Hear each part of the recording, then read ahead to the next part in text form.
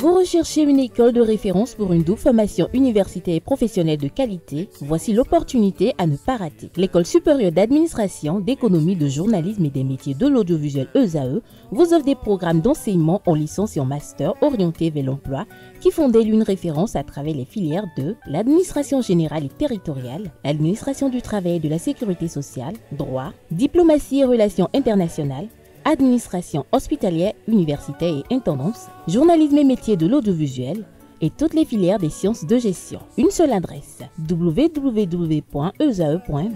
Rendez-vous dès maintenant sur nos campus ESAE Bedjromende au numéro 90 93 65 21 ou au numéro 98 98 14 00. Paracourt sur le numéro 52 46 12 12.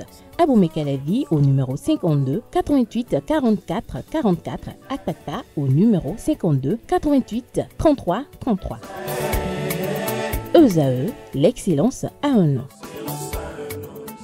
Bonjour à toutes et à tous, bon réveil dominical, bienvenue sur l'invité. Chers amis internautes, très fidèles à ce rendez-vous média sur ESAE TV avec ma collègue Billy Gaïlaïbi, on reçoit pour vous ce dimanche un député au Parlement, Antonin Midofi Runga. Il est député du parti politique Les Démocrates, élu de la 6e circonscription électorale qui comprend la ville d'Aboumé-Calavi, la commune de Soava et celle de Zé. Il a été notamment ancien conseiller communal de la commune de Soava pour la mandature 2015 à 2020. Au plan professionnel, il est agent social et il s'occupe des projets de développement. Bonjour à vous, Antonin Midofi Runga. Bonjour, monsieur Achiro. Merci d'avoir accepté l'invitation. Merci beaucoup. Billy Gaïlaïbi, bonjour. Bonjour. Merci de co-animer avec moi cet entretien avec notre invité ce jour. On parlera en outre des sujets qui font l'actualité au Bénin, notamment de cette tribune du premier secrétaire général du Parti communiste du Bénin, qui est également président de l'Alliance pour la patrie, Philippe Noudjanoumé, une correspondance dans laquelle il a un peu égratigné l'ancien président de la République, actuel président du parti politique d'opposition Les Démocrates en la personne de Thomas Boni-Yayi. On parlera de la réforme du système partisan avec pour illustration ce conflit entre le PRD, le Parti du Renouveau démocratique, et l'Union progressiste, le Renouveau. On parlera de la loi d'amnistie au profit de Rekia Madougou, de Joël Frédéric Aïvo et compagnie. On parlera également sans nul doute du code électoral au cours de cet entretien. On questionnera notre invité de savoir comment les démocrates se préparent pour les élections générales de 2026. Et si le temps nous le permet, on fera également quelques commentaires ça et là, notamment sur Patrice Talon pour les enjeux de 2026. Antonin Midofi Runga, bonjour à nouveau. Bonjour, monsieur Achiro. Billy Gaïlaïbi, il est à vous pour la Merci, première question. Merci, Kader. Bienvenue, monsieur Runga. Puisque mon collègue parlait tout à l'heure de l'actualité, on va démarrer par Philippe Noudjanoumé, le président de l'Alliance pour la patrie, qui, justement, dans son adresse il y a quelques jours, a critiqué l'ancien président Boni-Yayi dans son adresse. Il fait un bilan critique de la gouvernance de l'ancien président où il cite des faits graves tels que la répression syndicale, des assassinats non élucidés, des scandales financiers. Il est même allé jusqu'à affirmer que Boni-Yayi et Patrice Talon sont les mêmes quant au fond et appartenant tous deux à la France-Afrique. Comment vous, les démocrates, vous voyez ces accusations-là concernant cette adresse de Philippe Noudjanoumé? Merci beaucoup, Madame Billy, et merci beaucoup, Monsieur Achiro. Je remercie les responsables de la télévision pour cette approche participative qu'ils utilisent pour donner la possibilité à toute tendance politique de s'exprimer, de dire vraiment ce qui se passe dans notre pays actuellement. Et pour revenir à votre question, je pense que Monsieur Philippe a dit ce qu'il pense du président Yayi Boni. Et vous savez très bien que notre perception de la réalité peut ne pas être la réalité elle-même. Je pense qu'il méconnaît un peu le président Yayi Boni. Le président Yayi Boni a dirigé ce pays pendant 10 ans. Il a été même président de l'Union africaine. Donc c'est quelqu'un qui qui a le sens du développement. Et je pense que ce qu'il a dit, nous ne retrouvons pas le président Yahya Boni dans cette posture. Et nous pouvons, c'est son point de vue. Et là, franchement, je vais dire que ça n'engage que lui. Et donc, vous pensez qu'il ne dit pas la vérité, ça n'engage que lui. Ce qu'il dit n'est pas forcément avéré.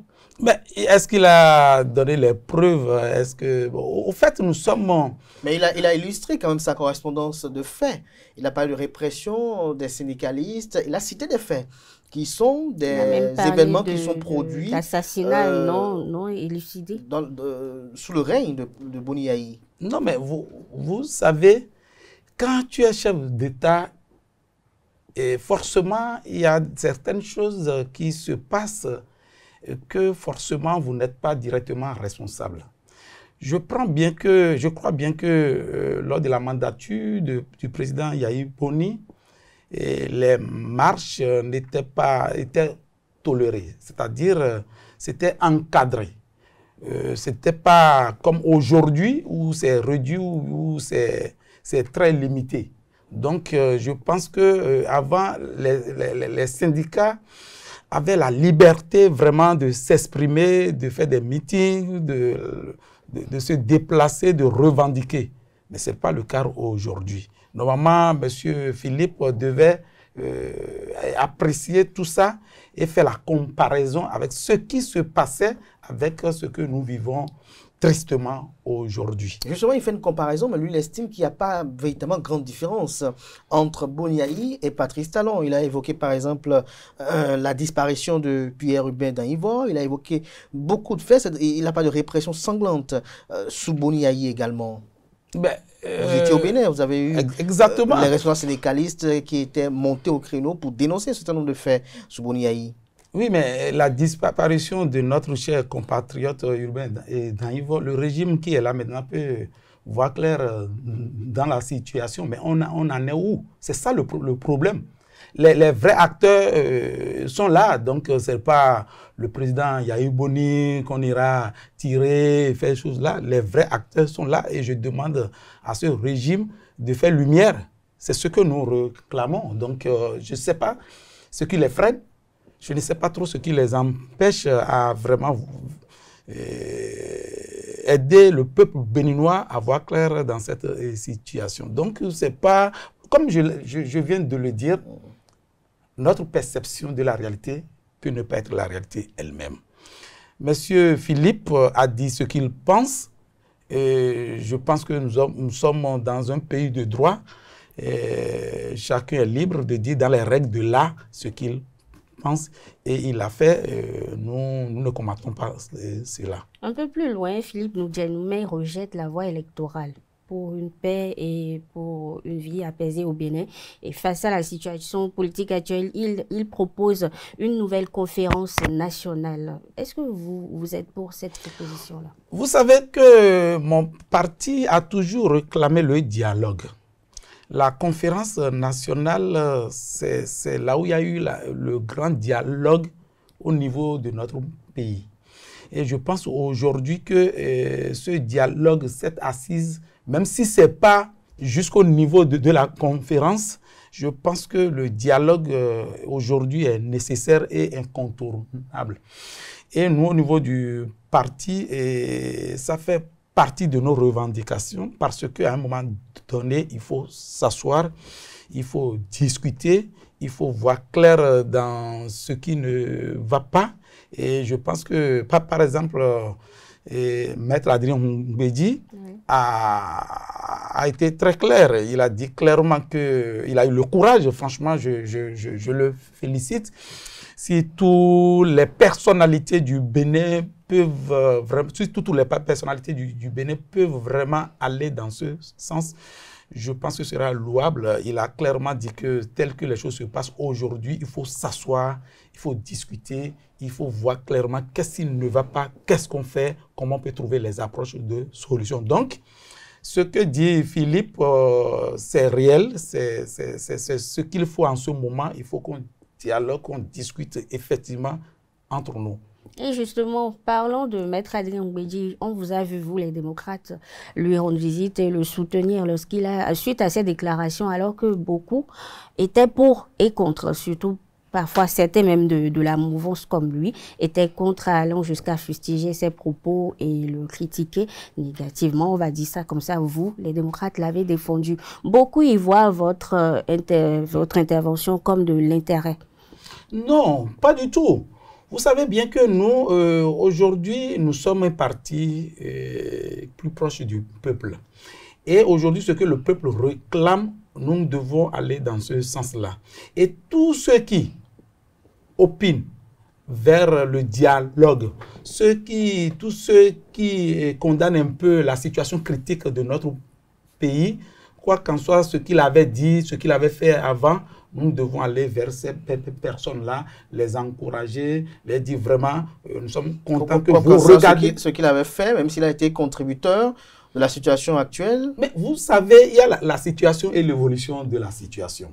Aujourd'hui, excusez-moi, je vais être très chaud là, seuls les imbéciles ne changent pas. Aujourd'hui, et si peut-être Maître Adrien Ngouédi hier a vu la situation autrement et aujourd'hui voit que ce qu'il pense, ce qu'il avait conseillé, sûrement qu'avant. Au fait, Maître Adrien Ngouédi a été 3 fois le président de l'Assemblée nationale. C'est quelqu'un qui a plusieurs fois tutoyé le fauteuil présidentiel. Donc c'est une personnalité. Et aujourd'hui, avant de parler, je crois qu'il a d'abord échangé à l'interne. Il a d'abord échangé pour conseiller. Sûrement que les gens ne l'ont pas suivi, sûrement que les gens ne l'ont pas écouté. Et pour sa responsabilité, quelqu'un de son rang, il est normal qu'il parle à son peuple et clairement, il a donné sa position et nous pensons que ça mérite l'encouragement. Et nous sollicitons, nous demandons aux autres personnalités politiques d'aller dans ce sens. Parce que là où nous sommes aujourd'hui, il faut que nous dialoguons, il faut que nous dénonçons effectivement avec le courage ce qui ne va pas. 2 petites questions avant qu'on passe quand même à Maître Adrien Ngouédi, puisque vous en avez parlé tout à l'heure par rapport au PRD et l'Union progressiste sur le renouveau. Tout à l'heure, vous avez dit que les démocrates, c'est le parti proche du peuple. On vous entend souvent dire ça. Oui. On est proche du peuple. Le Bloc républicain également travaille pour le peuple. L'Union progressiste sur le renouveau également travaille pour le peuple. Alors, Honorable Médofi, dites-nous, pour vous, c'est qui le peuple ? C'est une entité que vous manipulez chacun à votre guise? Non, mais le peuple, d'abord, c'est vous et moi. Oui. C'est tout citoyen béninois. Le peuple, c'est d'abord ceux qui nous ont mandatés. Et nous nous disons que nous sommes plus proches du peuple parce que quand nous voyons un peu ce qui se passe à l'Assemblée et ce que nous proposons, nous pouvons affirmer haut et fort que le parti Les Démocrates est plus proche du peuple. Je prends par exemple des lois, peut-être que vous avez parlé dans votre introduction sur l'amnistie, quand nous prenons les lois sur l'embauche, quand nous prenons d'autres lois, la loi sur la liberté, sur le numérique et tout ça, ce sont des instruments juridiques qui ne favorisent pas le développement, qui ne favorisent pas l'épanouissement du peuple aujourd'hui. Et c'est ce que nous défendons, nous, à l'Assemblée, c'est ce que nous condamnons, c'est ce que nous demandons, la relecture de tous ces instruments juridiques pour que ça puisse faire développer l'homme. Donc, c'est pour ça que nous disons, et nous avons au niveau de l'Assemblée, toutes ces revendications, ça fait partie des directives du parti. C'est pour ça que nous disons, si les autres, ils sont aussi du peuple aussi, je pense qu'ils ne doivent pas s'opposer à ces propositions. Donc, que nous faisons. Tous ceux qui ne sont pas dans vos propositions ne sont pas avec le peuple. Non, tous ceux qui ne sont pas de la proposition du peuple ne sont pas avec le peuple. Mais comment les démocrates savent que ce qui dépend, c'est pour le peuple? Mais vous savez très bien que si vous lisez la loi sur l'embauche, oui. Ceux qui l'ont écrit diront également qu'ils l'ont écrit pour non, le peuple. Mais l'employé est pénalisé. C'est-à-dire, dans cette loi, par exemple, on dit qu'on peut te renvoyer, on peut te liquider, on peut te licencier, même si tu es en congé. Et là, tes voies de recours sont limitées. Est-ce que vous savez très bien que ça, vous pouvez me dire, affirmer ici que ça va dans le sens du bas peuple? Non. Nous sommes en train de protéger l'employeur et nous pensons que si on prend la loi sur le numérique, cette loi fait que nous avons beaucoup de jeunes aujourd'hui en prison. Julien Kandé Kansou, Touré Sama et d'autres jeunes et tout ça, tristement, sont en prison. Donc, je passe par ici pour dire tout mon soutien à Julien Kandé Kansou et dire que nous sommes derrière lui, nous le soutenons et que du courage à lui. Mais quand vous parlez du peuple, vous dites que vous êtes un représentant du peuple. Oui, mais BR, comme mon collègue l'a dit tout à l'heure, eux aussi, ils sont du peuple, vous l'avez aussi dit. Oui. Mais ceux qui les soutiennent aussi, oui, c'est des gens du peuple. Donc, quand vous dites que vous travaillez au nom du peuple, vous faites des luttes au nom du peuple, ceux qui soutiennent les gens de la mouvance, c'est à croire qu'ils ne sont pas du peuple, justement. C'est l'impression qu'on a. Qui fait preuve d'usurpation? Non, en fait, donc, ils ne soutiennent pas ce que vous dites, ça dit qu'ils ne sont pas des gens du peuple. Mais vous êtes bien placé pour savoir aujourd'hui que veut le peuple, surtout vous les journalistes. Et aujourd'hui, nous sommes mandatés par le peuple. Est-ce qu'une fois à l'Assemblée, nous faisons la volonté de ce peuple-là? C'est là où il y a la question. C'est là où on peut... Vous avez parlé de directive du parti, oui, les démocrates. Oui. Oui. Oui. Quelle assurance celui qui nous suit à l'instant peut savoir que les directives du Parti politique des démocrates sont réellement celles en phase avec les aspirations profondes du peuple que vous manifestez? Mais j'ai donné des exemples. Parce que vous êtes des acteurs politiques, n'oublions pas. Oui, exactement. J'ai donné des exemples. Des objectifs politiques à atteindre parfois. Mais j'ai donné des exemples très clairs. Qu'aujourd'hui, il y a la loi sur le numérique qui envoie beaucoup de jeunes en prison. Nous avons proposé la relecture de cette loi. C'est ce que le peuple veut. C'est ce que vous voulez, vous les journalistes. Parce que oui, mais ça c'est parce que vous voulez développer votre activité en toute tranquillité. Le code de l'information et de la communication, beaucoup plus. Exactement. Par exemple, je parle de la loi sur l'emploi. Oui, j'ai cité d'autres exemples aussi.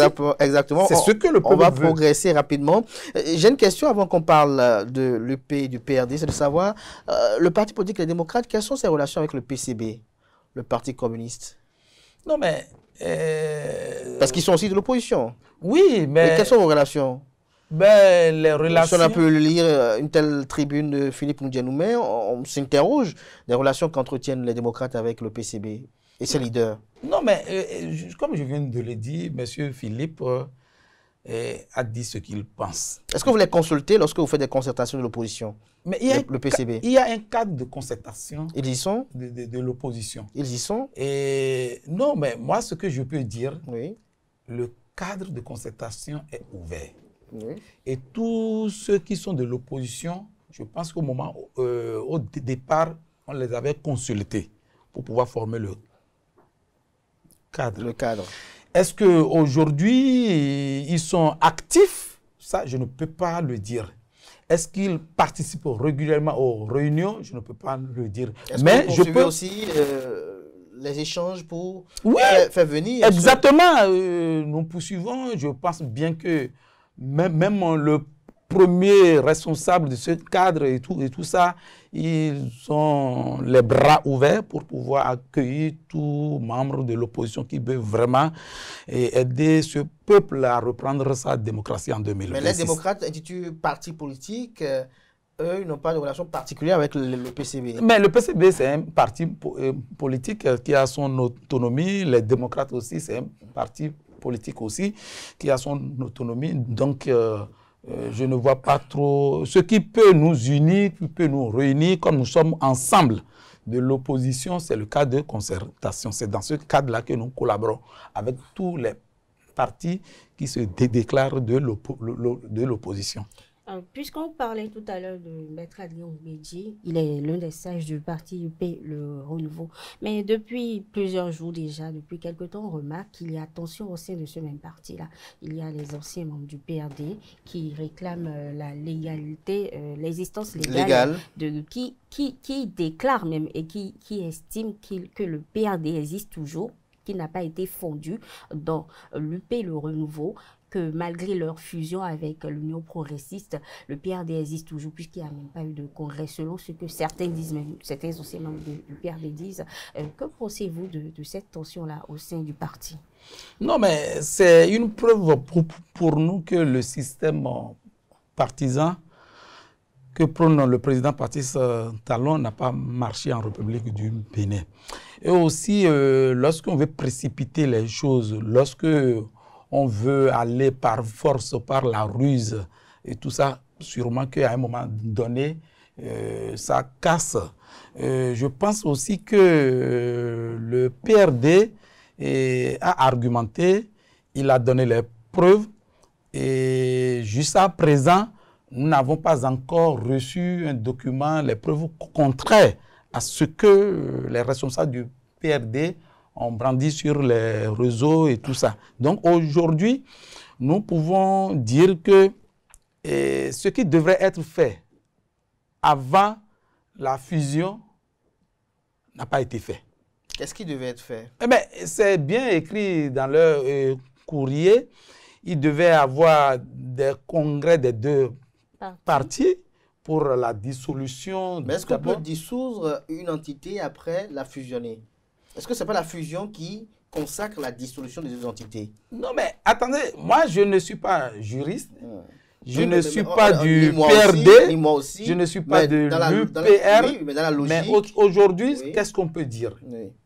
Après la réaction du PRD avec des documents, nous n'avons pas encore eu officiellement une réaction officielle des responsables de l'UP pour démontrer avec les preuves que ce que le PRD a dit ne cadre pas avec la réalité. Et aujourd'hui, l'opinion nationale, nous pouvons faire foi à ce que le PRD dit pour le moment. Donc, nous invitons les responsables à discuter entre eux et revoir les choses. Je pense bien que dans le dernier courrier des responsables du PRD, ils ont clairement dit qu'ils sont ouverts à discuter, à voir quelle approche de solution qu'il faut trouver à ça. De toutes les façons, ce qu'ils ont concordé n'a pas été bien mûri. Et comme j'ai un ami à l'Assemblée qui dit que nous, à l'Assemblée, les deux partis, BR et LD, sont composés de deux lettres. L'UP, avant aussi, c'était deux lettres. Il a forcé pour avoir une troisième lettre. Et voilà que la nature souhaite que tout le monde ait deux lettres. Donc, la nature est en train de lui retirer la troisième lettre pour qu'il se retrouve au même niveau que non, c'est juste pour blaguer pour M. Galoui. Exactement. Mais si cette blague s'avérait réelle et juridiquement établie, vous voyez que là, ça crée des implications juridiques drastiques. Parce que si l'UPR n'est pas légal, ça veut dire que vos collègues qui sont au Parlement ont quand même... Mais ça c'est clair. Normalement, dans un pays où les responsables administratifs, dans un pays où les responsables administratifs devaient jouer bien leur rôle, on ne devait pas arriver à ce niveau. Sinon, lorsque vous déposez vos dossiers, ils doivent voir si cette fusion, si cette alliance est conforme à la charte des partis politiques. Si ce n'est pas conforme, ils devaient renvoyer les partis qui voulaient faire fusion de remplir certaines critères avant Ça, de ça, faire cela. ça veut dire qu'il y a... ça a sûrement été vu au niveau du ministère de l'Intérieur. Peut-être qu'il y a parmi les acteurs politiques l'un qui veut être plus malin que l'autre. Non, mais si ça a été vu, normalement, ils devaient les relancer. Mais nous n'avons pas encore les preuves, un courrier qui prouve que vraiment ils ont été relancés pour dire non, vous devez faire ça d'abord, vous devez faire ça d'abord. C'est d'abord un problème au niveau de notre administration. Lorsque on veut maîtriser de force l'administration, lorsqu'on ne veut pas faire les choses dans les règles de l'art, c'est comme ça que ça va nous conduire et c'est malheureux aujourd'hui que nous vivons et cette situation. Et que peut-on y voir face à cette situation? Est-ce qu'on peut parler d'opportunité de recomposition politique ou d'affaiblissement de la mouvance? Mais la mouvance est déjà affaiblie. Comment elle est affaiblie? Mais la mouvance aujourd'hui, d'abord, la mouvance est affaiblie à deux niveaux. Le premier niveau, c'est d'abord au niveau du peuple. Et quand vous questionnez les Béninois aujourd'hui, le seul espoir des Béninois, c'est l'opposition, surtout le parti Les Démocrates. Deuxième niveau où la mouvance est affaiblie, c'est cette... Vous êtes sûr qu'il n'y a pas de Béninois qui ont espoir parmi d'autres jokers au sein de la mouvance? Oui, mais quand on parle des Béninois, on parle de la majorité. On ne peut pas dire qu'il y a 100%, tous les Béninois sont contre le président Patrice Talon, contre ça. Politique. Mais la majorité aujourd'hui, quand vous questionnez, les gens sont fatigués. Et le seul espoir des Béninois aujourd'hui, c'est l'opposition, surtout le parti Les Démocrates. Aujourd'hui aussi, quand on voit ce qui se passe aujourd'hui, avec la situation entre le PRD et l'UP, on voit que la mouvance n'existe que de nom. Et vous l'avez bien dit, si on devait aller plus loin, les députés du parti l'UPR devait démissionner. Normalement, il ne devait pas attendre d'abord un courrier. Il n'y a rien qui démontre leur illégalité. Donc, ils demeurent légaux, ces députés. Mais les documents prouvés. C'est les documents correspondance adressés par Maître Adé Moumbédi, qui est, même s'il est une autorité politique du pays, il est un acteur politique. Il n'a pas le sceau républicain. Oui, mais c'est ça qu'on est en train de dire. Oui, donc, à partir de ces documents... Il y a le tribunal, la justice qui est habilitée à déclarer légal ou illégal. Non, même en dehors de ça, quand vous voyez les pays développés, lorsqu'il y a une situation du genre, le député, l'élu, même sans aller vers la juridiction, voir que la situation est claire, et démissionne. Et là, moi, j'invite nos amis de voir clair et de... Mais parmi eux aussi, il y a des ex-PRD. Donc, c'est peut-être à eux d'être les premiers. Quand on parle de l'UPR, c'est tous ceux-là aujourd'hui. Parce qu'ils n'ont pas la légitimité normalement d'être à l'Assemblée. Parce que selon les correspondances, selon les preuves que nous avons aujourd'hui, l'UPR n'a jamais existé. Les correspondances peuvent être manipulées. Mais nous attendons le contraire. Aujourd'hui, attendons la décision avant de déclarer leur illégalité. Non, mais ce n'est pas une décision. Nous attendons la réaction officielle des responsables de l'UP. C'est ça aujourd'hui, mais ils tardent. Et ils tardent, vous interprétez quoi par cette chose? Mais ça veut dire qu'ils n'ont pas de preuves. Ça veut dire que ce que les responsables du PRD on va voir. Cette semaine, il y a eu des échanges entre Gérard Guénonchi et Gratien Aromemnou. On ne sait pas de quoi sera fait la semaine qui va suivre. Alors, honorable Médofi, on va observer pour voir un peu ce que ce feuilleton va nous donner les jours à venir. Ouais. La loi d'amnistie, pourquoi vous y revenez aujourd'hui? Est-ce que vous avez de nouveaux leviers sur lesquels vous voulez appuyer pour atteindre votre objectif, ou c'est une manœuvre politicienne? Non, vous savez, comme je vous l'avais dit, le parti Les Démocrates est un parti qui veut la paix. C'est un parti qui prône la paix. Et vous savez très bien que cette loi d'amnistie, c'est pour ramener les exilés, c'est pour que les prisonniers politiques, Rikiat Madougou, Joël Aïvo et autres sortent de la prison et contribuent réellement au développement de notre pays. Et aujourd'hui, je ne pense pas que un responsable de la nation, un député, un membre du gouvernement peut contredire cela. Un responsable de ce pays peut dire que cette loi ne favorise pas le développement, c'est-à-dire le bon vivre ensemble. C'est vrai que nous sommes en minorité, Et c'est pour cela que, au niveau de la commission des lois, parce que je fais partie de la commission des lois, nous avons dit que cette loi est une proposition. Et nous demandons aux membres de l'Assemblée, aux députés, de faire en sorte que cette loi soit votée. On peut modifier des choses dedans. On peut l'améliorer, comme on le dit au Parlement. Une loi peut entrer en manche longue et sortir en manche courte. Donc aujourd'hui, nous n'exigeons rien. L'objectif, c'est qu'on trouve une formule pour que les exilés peuvent rentrer et que les prisonniers politiques peuvent sortir. C'est ce que nous les avons dit. Nous n'exigeons rien, nous n'avons rien exigé. Nous sommes allés même plus loin pour dire, vous pouvez vous-même, si vous êtes d'accord, introduire une autre loi dans ce sens-là. Dès que vous introduisez, vous pouvez l'amener en plénière. Et la commission des lois a étudié cette loi. Et quand vous prenez les députés de cette commission individuellement, lorsque nous échangeons entre nous, ils ne reprochent rien à cette loi. Mais la commission... Y compris le président de la commission des lois, Orden Aladati. Que pensez-vous d'ailleurs de sa dernière déclaration par rapport à votre proposition? Non, mais il n'a pas dit la vérité. Parce que les discussions dans la commission sont allées dans le sens où vous pouvez faire une proposition si vous n'êtes pas d'accord avec notre proposition. Maintenant, si vous les prenez un à un, ils sont d'accord pour l'amnistie.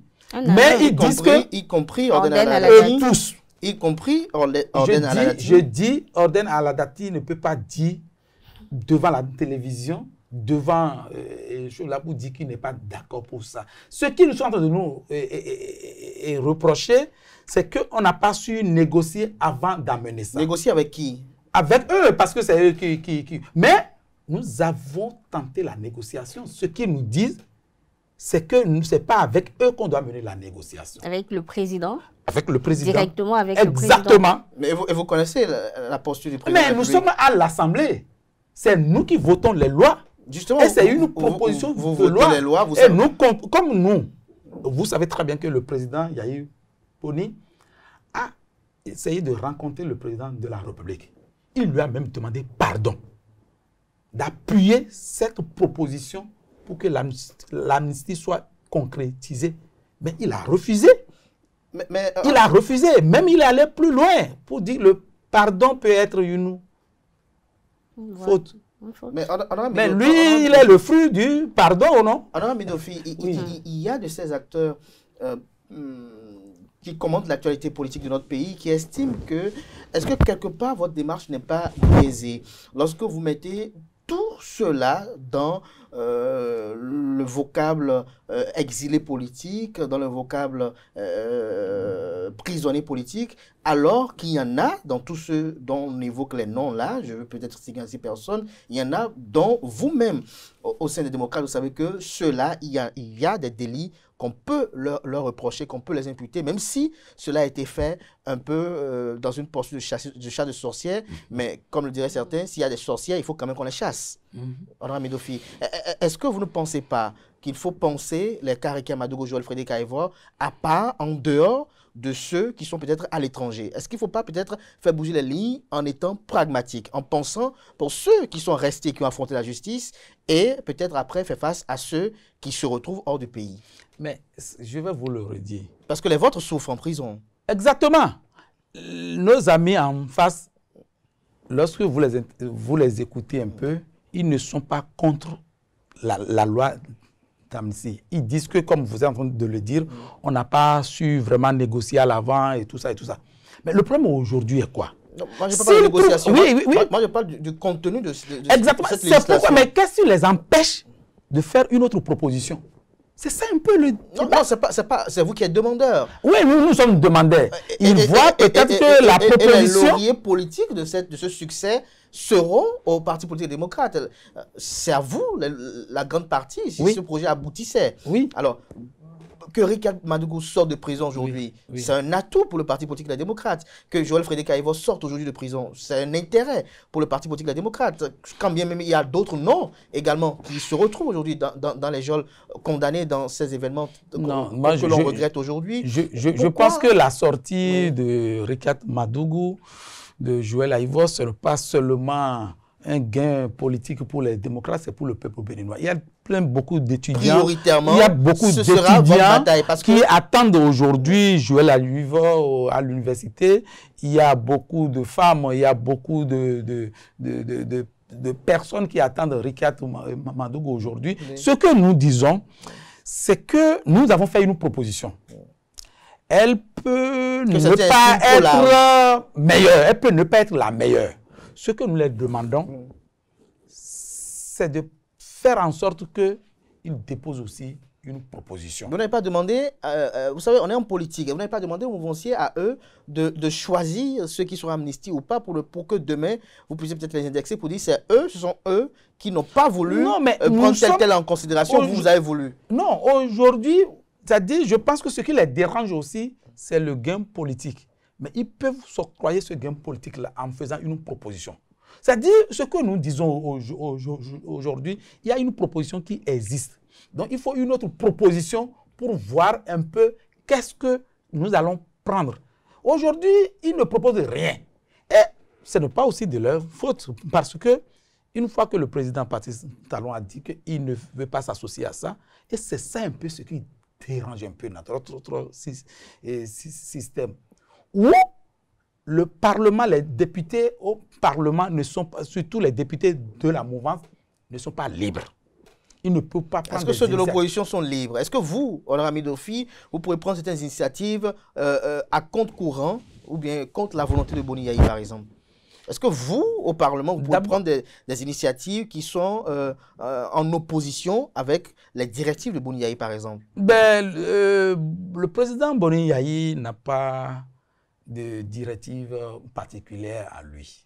C'est le Patrice Talon vous en dira pareil aussi, qu'il n'a pas de directive particulière. Mais il a été très clair. Vous l'avez bien écouté sur deux choses. Il a dit que lui, il ne sera pas associé à cette loi. Il ne sera pas associé à la révision, à la relecture du code électoral. Même plus loin.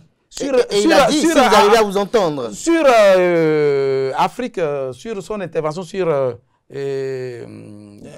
Lorsqu'il parlait de l'intervention des militaires Non, c'est-à-dire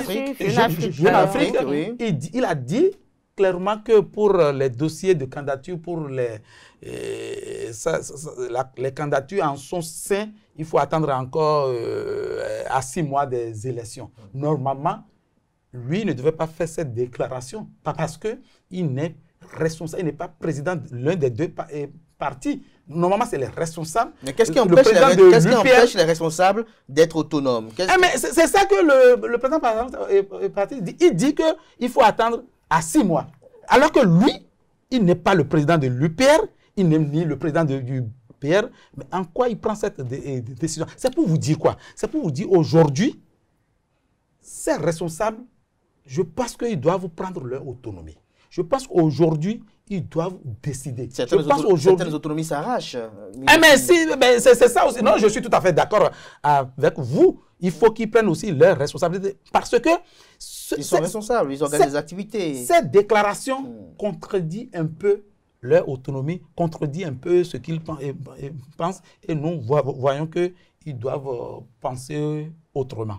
On parle également du code électoral actuel. Billy Laibi, si vous permettez, avant d'aborder le code électoral, par rapport à cette loi d'amnistie, j'ai quand même une question à vous poser, honorable Midofi. Lorsqu'on y voit de près, et certains estiment que dans les grandes démocraties, lorsqu'on tente une initiative politique et qu'on n'arrive pas à obtenir gain de cause, on fait du marchandage politique. C'est-à-dire, on dit, est-ce que vous ne voulez pas ceci? La mouvance a forcément un projet politique dont ils ont besoin de vous pour arriver à atteindre l'objectif. Pourquoi vous ne convergez pas? Pourquoi vous n'avez pas ce terrain pour échanger? C'est-à-dire, comme on dit en Vélacoulé, chez moi en Yoruba, on le dit, hein, fais-le moi, je te le fais. Oui, mais le problème, c'est que... Vous ne voulez pas de compromis politique, vous? Non, mais nous... Vous avez peur de la compromission aussi politique? Vraiment, nous, il faut le dire, c'est qu'aujourd'hui... Parce que la mouvance aussi a besoin de démocrates pour faire avancer certaines initiatives législatives. Non, mais apparemment non. Parce que il faut... Pour les lois ordinaires. Mais ils ont des initiatives spécifiques dont ils auront besoin de vous. Oui, mais si vous parlez de la révision de la Constitution, c'est seulement là que nous sommes forts. Pourquoi vous ne faites pas pour de ruse aussi politique aussi? Non, nous on n'est pas dans ruse. La ruse n'est pas... La rage, ruse... Il n'y a pas de rage, il n'y a pas de ruse politique. Non, mais... Pour atteindre les objectifs. Non, au fait, nous... Parce que certains estiment qu'au niveau des démocrates, parfois, vous agitez cette loi d'amnistie juste comme un couteau dans l'eau, une épée dans l'eau, juste pour sans véritablement obtenir gain de cause. Non, mais la situation certains estiment qu'on ne vous sent pas véritablement déterminé. Non, mais on est déterminé. Le problème, c'est qu'il faut avoir la majorité à l'Assemblée vraiment pour... Vous n'avez pas cette majorité, mais on sait qu'en politique, lorsque les politiciens veulent trouver un terrain d'entente, lorsqu'ils sont décidés, ils trouveront un terrain d'entente. Aujourd'hui, si, comme vous le dites, ils ont besoin de nous pour réviser la Constitution. C'est ça. Et vous savez très bien que l'opinion nationale, le peuple ne veut pas cette révision-là parce que le peuple se dit, on ne sait pas là où ça va nous amener. Est-ce que vous comprenez un peu? Mais si c'est cet compromis, si c'est ce qu'ils nous demandent, mais nous ne pouvons pas accéder à ça parce que ce n'est pas l'objectif, parce que ce n'est pas ce que le peuple veut. Donc, nous, on ne peut pas aller à la table de négociation sur cette base-là. C'est ça un peu. Mais sur les autres, vous savez, il y a des ratifications, il y a des lois. Par exemple, je prends la loi sur le statut des magistrats de la Cour suprême, de la Cour constitutionnelle, la loi sur les déchets. Nous avons voté toutes ces lois. Nous avons voté les accords de ratification. C'est pour pacifier un peu. C'est pour dire que nous sommes d'accord avec vous pour ce qui nous arrange ensemble. Mais ceux qui ne nous arrangent pas ne sont pas d'accord. Donc, nous ne sommes pas à l'Assemblée pour refuser automatiquement tout ce que vous proposez. C'est ça, je donne des exemples des lois que nous avons votées ensemble avec eux. Mais aujourd'hui, si leur deal, c'est de les aider à réviser la Constitution, franchement, nous ne sommes pas d'accord pour ça parce que le peuple ne veut pas ça. Parce que la Constitution a été révisée tout récemment, en 2019. Et si l'initiative est une initiative partagée par le peuple, si l'initiative, ce n'est pas pour éterniser Patrice Talon au pouvoir, mais c'est une initiative peut-être pour satisfaire les doléances que vous avez peut-être au niveau de démocrates, vous êtes ou peut-être pour mieux faire les choses qui ont été faites sous Patrice Talon. Non, mais quand vous comprenez... Est-ce que, par exemple, au niveau des démocrates, est-ce que vous êtes satisfait du contenu qui est donné au poste de vice-président, par exemple, de la République? Est-ce qu'au niveau des démocrates, vous êtes satisfait? Pour le faire, pas du tout. Non, je suis sûr que vous-même, journaliste, vous n'êtes pas d'accord avec alors, pour le faire, il faut une révision constitutionnelle. Oui. Alors, pourquoi vous n'allez pas sur ces terrains-là qui peuvent amener quand même une certaine... il faut que je vous explique un peu le processus. Générer. Il faut que je si vraiment vous voulez que Rikiat sorte, Ivo sorte. Il faut que je vous dise un peu le processus de la révision de la Constitution. C'est qu'avec le nombre de députés, les 28 que nous sommes, on peut ouvrir. Effectivement, on peut s'associer et rendre vraiment, on peut commencer la révision, mais on ne peut pas la fermer au cas où nous allons constater que ça ne rentre pas dans les directives, ça ne rentre pas dans le besoin du peuple. C'est pour cela que nous avons peur.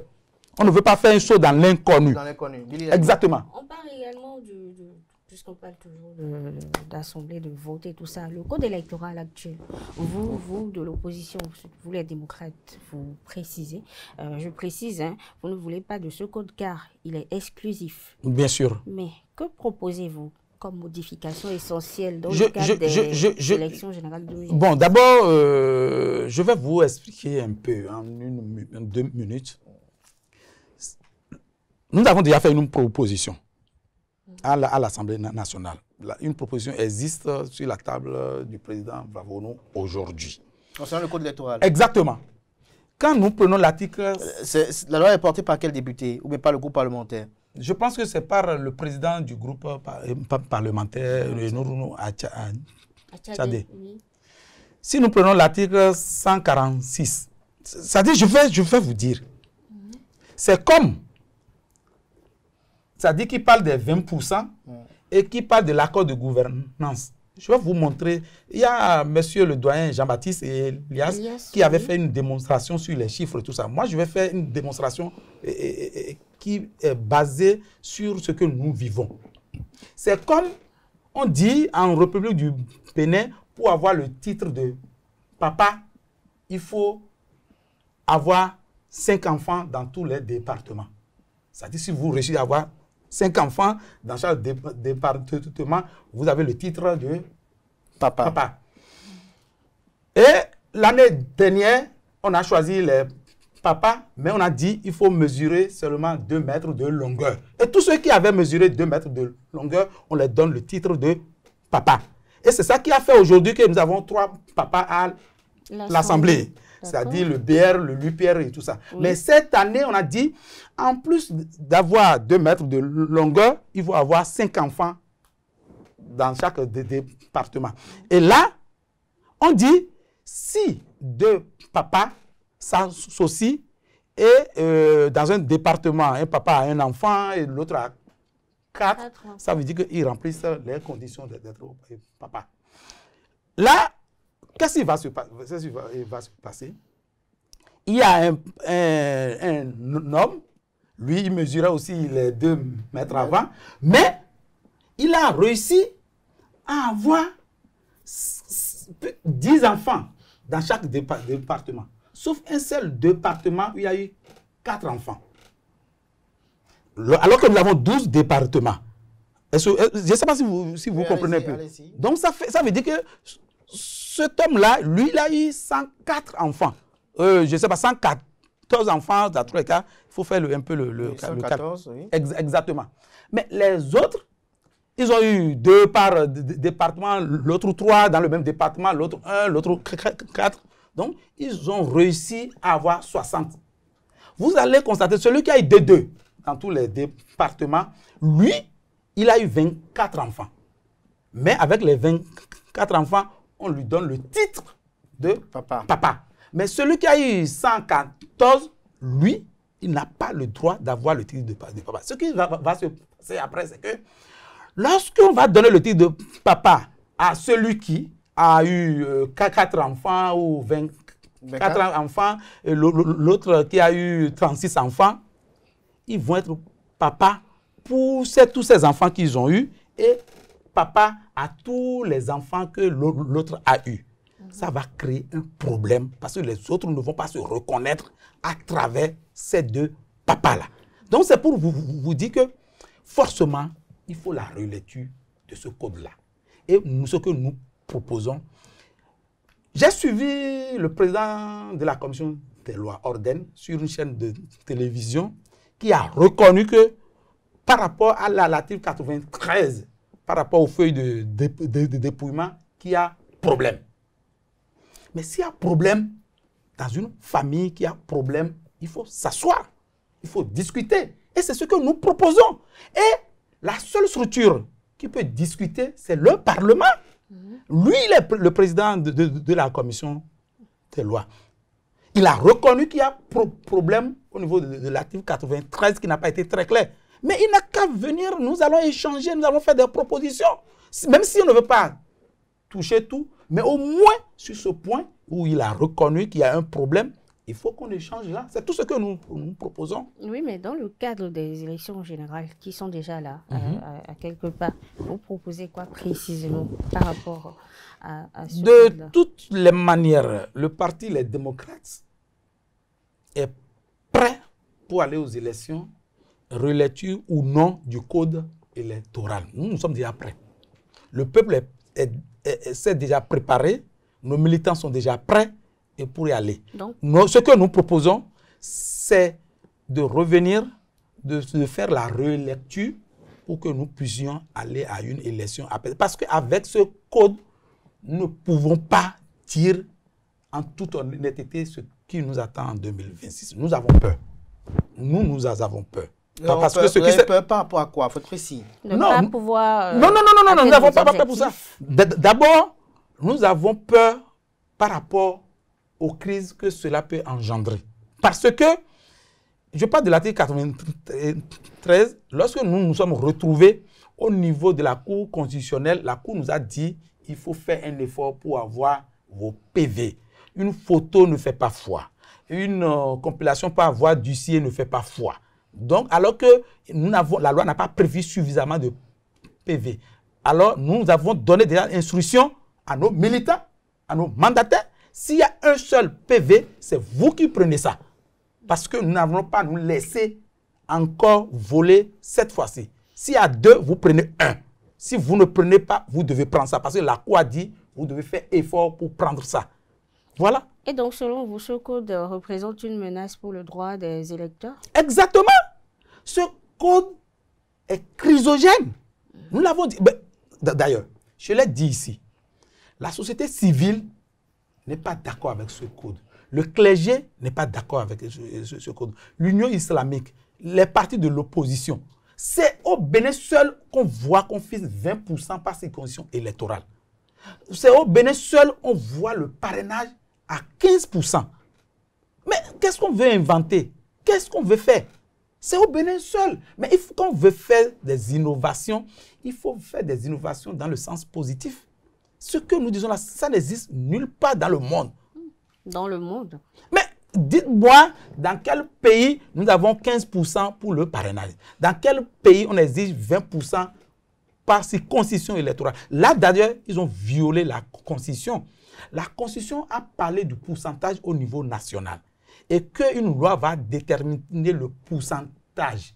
Mais eux, ils sont allés par circonscription, alors que ce n'est pas la Constitution a dit. Et ça ne dit rien à personne, ça ne dit rien aux amis de la mouvance, ça ne dit rien, ça n'a rien dit au président de la Cour constitutionnelle. C'est triste, c'est criminel. Alors, amis Dauphine, nous sommes pratiquement à la fin de cet entretien. Pour ne pas dire nous sommes à la fin, avant de vous poser la dernière question, j'aimerais vous savoir comment, au niveau des démocrates, vous vous préparez pour les élections générales de 2026? Je viens de le dire, je peux l'affirmer que nous sommes déjà prêts. D'ailleurs, nous sommes le premier parti qui a lancé les procédures pour candidats à la candidature. Nous avons déjà lancé au niveau communal. Aujourd'hui, nous avons défini les directives et nous avons déjà réuni nos membres et ça a été validé au comité permanent. Nous avons lancé le recrutement des candidatures, des candidats pour la candidature. Vous en êtes un? Pour les élections communales. Parce que nous avons lancé d'abord pour les élections communales. Okay, parce que là, il y a beaucoup de dossiers. Nous sommes premiers à le faire. Donc, c'est pour dire quoi? Nous avons notre agenda à nous. Personne ne peut nous dicter. Vous n'allez pas attendre les autres. Ah non, nous avons notre agenda, nous avons notre processus. Et d'ailleurs, je le dis ici, personne ne peut nous empêcher d'aller aux élections communales, d'aller aux élections législatives et d'aller aux élections présidentielles. Donc aujourd'hui, nous sommes déjà prêts. Et d'ici 2 semaines, nous allons lancer aussi la candidature pour les élections législatives. C'est pour vous dire quoi? Ce n'est pas quelqu'un qui choisit les candidats. Nous avons des critères. Nous déposons les critères, nous échangeons sur les critères, nous arrêtons les critères et nous lançons le recrutement. Mais c'est quelqu'un qui arbitre. Non, mais c'est au niveau du comité permanent. Nous passons au vote. Ça fait plus d'1 mois, je vous le dire, que nous échangeons sur les critères. Nous allons aux réunions, nous échangeons. Non, ça, c'est pas bon. Ça, c'est pas bon. Jusqu'à ce que la semaine dernière, nous sommes arrêtés sur les principes. Même principe. Oui, c'est ça. C'est ça la démocratie. Cette semaine, vous avez quand même votre parti. Les démocrates ont lancé une requête pour connaître les salaires des autorités du pays, des autorités du président, de la vice-présidente du Bénin et des présidents d'institutions. Il y en a même qui ont été précisément cités. Il y a même la HAC, le médiateur de la République et tout ça. Pourquoi maintenant? Pourquoi maintenant? Madame Billy, je vous dis qu'il y a plus d'1 an que nous avons déposé cette question sur la table du président de l'Assemblée nationale. Et compte tenu de la pression du peuple qui veut savoir combien il paye à ses salariés, parce que nous sommes tous des salariés du peuple béninois. Compte tenu de ça, nous avons encore redéposé. Ce que je voudrais dire ici, je voudrais humblement m'adresser au président de l'Assemblée nationale, M. Louis Gbéounou Vlavonou, un monsieur que je respecte beaucoup. Je voudrais lui demander de ne pas faire ombrage sur cette nouvelle demande du Parti Les Démocrates. Le peuple veut savoir, de faire tout possible, de jouer son rôle du président de l'Assemblée nationale pour que cette proposition de loi, que les ministres et le gouvernement arrivent pour pouvoir vraiment nous éclairer le peuple béninois. Je lui demande ça humblement et je pense qu'il va le faire. Merci. Merci à vous, honorable Midofi. Vous allez regarder droit dans votre caméra et dire quelques mots à l'endroit de tous ces sympathisants, partisans et citoyens lambda qui ont bien voulu suivre cet entretien. Voilà, je remercie beaucoup le peuple béninois, surtout vos internautes. Je voudrais ici leur dire que le Parti Les Démocrates est prêt pour aller aux élections et je pense qu'ils nous ont garanti leur soutien et nous pensons que nous allons dans ce sens et que nous sommes déjà prêts, comme eux ils sont prêts, nous aussi nous sommes déjà prêts et que nous irons à toutes les élections et que personne ne peut nous empêcher et nous comptons sur le peuple pour qu'au moment opportun que les gens ne nous empêchent d'aller aux élections. Votre dernière question, c'est quoi? Vous comptez sur le peuple pour sortir dans les rues? Mais si à un moment donné, on veut empêcher les démocrates d'aller aux élections, on veut empêcher les démocrates Qui va vous empêcher? de jouer, mais c'est le pouvoir. Ils peuvent le faire. Ça, c'est clair, ils peuvent le faire. Donc, le peuple peut utiliser l'article de la Constitution pour pouvoir revendiquer son droit. Merci à vous, honorable Midofi, chers amis internautes de cet entretien, lorsqu'il a été interrogé sur cette tribune de Philippe Noudianoumé qui fait couler beaucoup d'encre et de salive. Il a tenu à commenter à 2 reprises que notre perception de la réalité peut ne pas être la réalité elle-même. Pour lui, Philippe Noudianoumé ne connaît pas l'ancien président de la République, Thomas Boniaï, qui a eu à diriger pendant 10 ans ce pays. Il a même été président de l'Union africaine. Et donc, pour lui, comparaison n'est pas raison. Et donc, on ne peut pas comparer Patrice Talon à Boni Yayi. Au cours de ses propos, de son argumentaire, il a eu à féliciter l'ancien président de l'Assemblée nationale, leader des Tchoko Tchoko, Maître Adrien Ngbeji, pour son courage politique. Il a eu à vanter au cours de ses propos le parcours politique de Maître Adrien Ngbeji. Il a témoigné au cours de ses prises de parole son soutien à Julien Kandé-Kansou qui est actuellement dans les liens de la détention. Il a fait savoir que le parti politique Les Démocrates plaide pour la relecture des lois sur l'embauche et celle sur le numérique lorsqu'il a été interrogé sur la réforme du système partisan avec pour illustration ce conflit entre l'Union progressiste, le Renouveau et le Parti de Renouveau démocratique PRD. Pour lui, ce conflit est l'illustration de l'échec de la réforme du système partisan. Ce sont les fruits de la précipitation et de la ruse politique selon lui. L'absence de réaction officielle de l'Union progressiste, le Renouveau et du ministère de l'Intérieur et de la Sécurité publique, pour lui,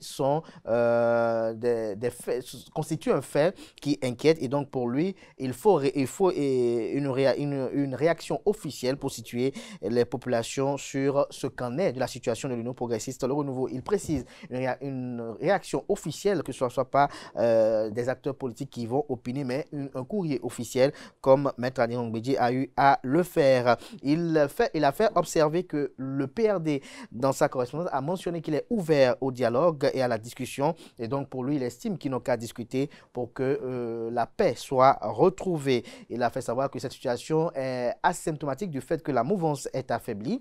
Il a argumenté dans ce sens-là lorsqu'il a été interrogé par ma collègue Bilega Elaibi sur la loi d'amnistie. Pour lui, c'est une proposition que les députés de l'opposition, notamment ceux du Parti politique des démocrates, ont déposée.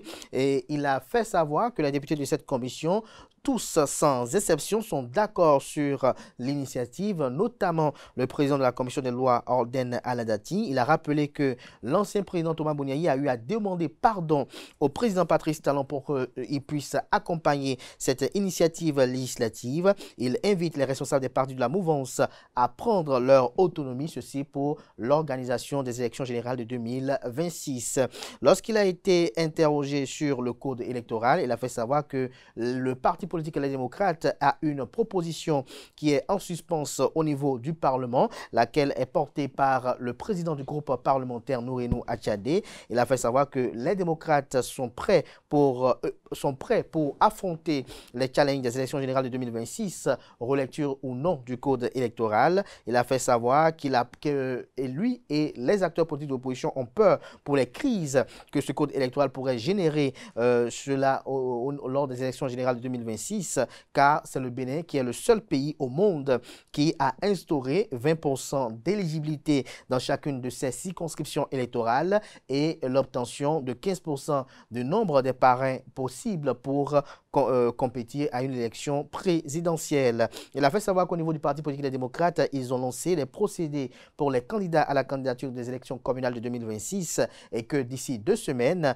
le même processus sera lancé pour les candidats à la candidature des élections générales de 2026, notamment pour les législatives, et que ensuite ce sera la présidentielle. Il a en fin d'émission fait savoir que ça fait plus d'1 an qu'une requête est sur la table du président de l'Assemblée nationale, Louis Béounou Vlavonou, ceci pour que l'on puisse savoir ce qui en est réellement des salaires politiques, notamment des présidents d'institutions de la République, du président de la République et également des autres membres influents qui sont impliqués dans la gestion de l'État. Et donc pour lui, il estime que cette fois-ci, il invite le président de l'Assemblée nationale, Louis Béounou Vlavonou, à jouer sa partition pour que véritablement ces salaires-là soit révélé. J'espère que j'ai été fidèle à vos propos. Très fidèle, mon cher ami. Merci. Je rappelle que Antonin Midofi Hunga est député au Parlement, élu du Parti politique et les démocrates, élu dans la 6e circonscription électorale qui comprend les communes d'Abomey-Calavi, de Souava et de Zé.